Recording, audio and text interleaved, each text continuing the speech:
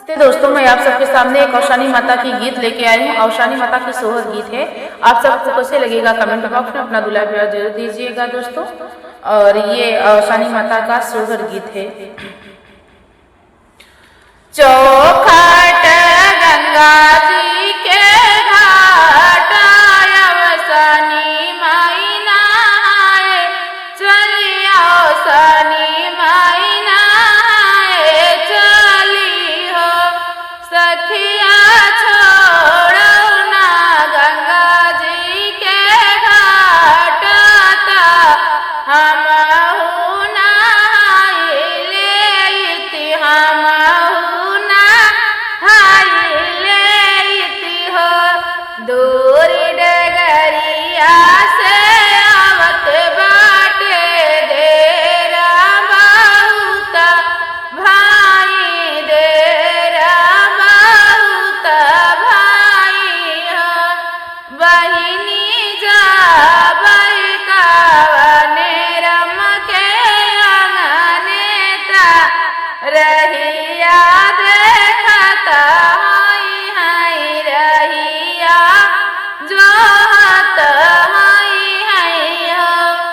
गैया का गोबर मंगाए हई हई, चौकाली पाए हई हई, चौकाली पाए हई हई हो।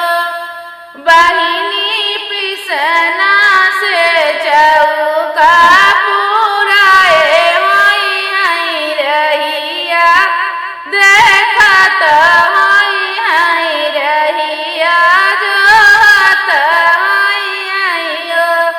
बहिनी पिसना से चौका पुराए हई हई, रहिया देखत हई हई, रहिया जोहत हई हई हो। गुड़ गंगा जी से गंगा जला लाए हई हई, कलशा भराए हई हई, कलशा भराए हई हई हो। बहिनी घियाना का दियाना जलाए हई हई, बेदिया सजाए हई हई, बेदिया सजाए हई हई